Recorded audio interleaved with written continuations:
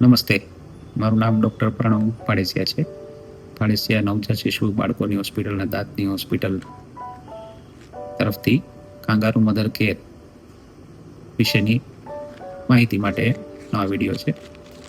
Kangaroo mother care નામમાં જ તમે વિચારશો તો કાંગારૂ શબ્દ તમને એટલે તરત જ યાદ આવશે એક ઓસ્ટ્રેલિયાનું પ્રાણી કે જે પોતાના બાળકને આગળ કોથળીમાં રાખીને ફરતું હોય છે, એનું ધ્યાન રાખતું હોય છે, એને પોષણ આપતું હોય છે, એને હૂંફ આપતું હોય છે. સેમ વસ્તુ આપણે નાના બાળકો નવજાત શિશુમાં આવી એક ટેકનિકનો ઉપયોગ કરવામાં આવે છે.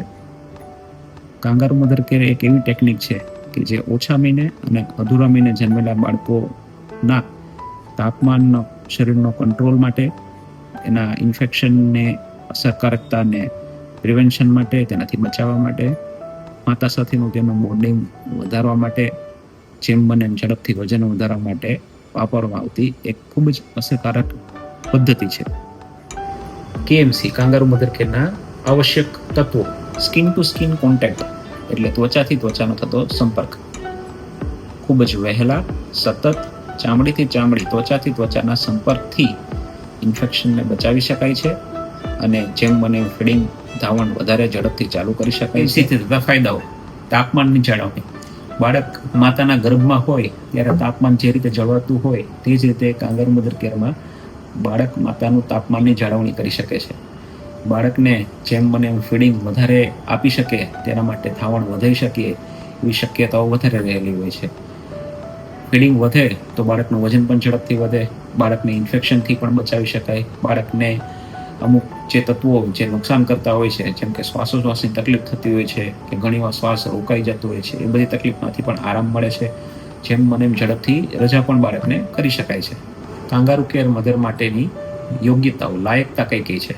સૌથી પહેલાં બાળક તરફથી જોવા જઈએ તો બાળક સૌથી પહેલાં તો સ્વસ્થ હોવું જોઈએ, બીજી કંઈ તકલીફ ના હોવી જોઈએ, ઇન્ફેક્શન ને બધું ના હોવું જોઈએ. બીજી માતા તરફથી જોવા જઈએ તો બાળકની માતા પણ સ્વસ્થ હોવી જોઈએ, એમને પણ કોઈ તકલીફ ના હોવી જોઈએ, એમનું પોષણ બરાબર હોવું જોઈએ, એમની ચોખ્ખાઈ, એનું હાઇજીન બરાબર હોવું જોઈએ. કાંગારૂ પોઝિશન બાળક અને માતા તરફથી 45 ડિગ્રી રેક્લાઇનિંગ પોઝિશનમાં આગળથી કપડાં ખુલી શકે, બટનવાળા કે ચેનવાળા હોવા જોઈએ. બાળકને હાથ પગના મોજા, ટોપી અને નીચે ડાયપર અથવા લંગોટ પહેરેલું હોવું જોઈએ. બાળકને છાતી અને માતાની છાતી બંને એકબીજાના સંપર્કમાં આવે એ રીતે ત્વચાથી ત્વચાના કોન્ટેક્ટમાં બાળકને રાખવાનું, દેડકાની પોઝિશનમાં. માથાને પણ થોડો સપોર્ટ રાખવાનો. ગરદન છે એ વળેલી હોવી ના જોઈએ, થોડી ઊંચી હોવી જોઈએ અને એક સાઈડ હોવી જોઈએ. નાક બંધ થયેલું ના હોવું જોઈએ અને નીચેથી બાળકની માતાએ હાથેથી સપોર્ટ આપવો જરૂરી છે. બાળકને માતાની છાતી પર રાખ્યા પછી એને ઉપરથી ગાઉન કે અથવા તો બેડશીટ કે કોઈ પણ કપડાં, શાલથી પણ વીંટાળવું તો વીંટાળી શકાય છે. કેએમસી દરમિયાન માતાએ અમુક વસ્તુનું ધ્યાન રાખવું જોઈએ, જેમ કે બાળકનો શ્વાસોશ્વાસ બરાબર થઈ રહ્યો છે કે નહીં, મૂવમેન્ટ વચ્ચે વચ્ચે થાય છે કે નહીં, બીજી કોઈ તકલીફ તો થઈ નથી રહી ને, એને હાથ પગ જો ઠંડા લાગતા હોય અથવા તો એનો કલર જો બદલાયેલો લાગતો હોય, ભૂરો લાગતો હોય, પીળો લાગતો હોય, સફેદ લાગતો હોય તો તરત જ નજીકમાં જે કોઈ સ્ટાફ હોય અથવા તો ડૉક્ટર હોય એમને જાણ કરવી જરૂરી છે. કેએમસીનો સમયગાળો આપણે શરૂઆતમાં 1 કલાકથી શરૂ કરવો જોઈએ અને ધીરે ધીરે ગ્રેજ્યુઅલી વધારવો જોઈએ. 18થી 24 કલાક સુધી પણ જો કેએમસી આપી શકાતું હોય તો ઘણી સારામાં સારી વસ્તુ કહેવાય છે. પરિવારના કોઈ પણ સભ્યો કાંગારૂ મધર કેર આપી શકે છે. જરૂરી નથી કે ખાલી માતા જ આપી શકે છે. બાળકના પિતા છે કે દાદા દાદી છે કે બીજા કોઈ પણ સગાવાલા પણ કેએમસી આપી શકે છે. હા, તેના માટે અમુક કેએમસી માટેની પ્રી રિક્વિઝિટ જે કાળજીઓ રાખવી છે એ જરૂરી છે.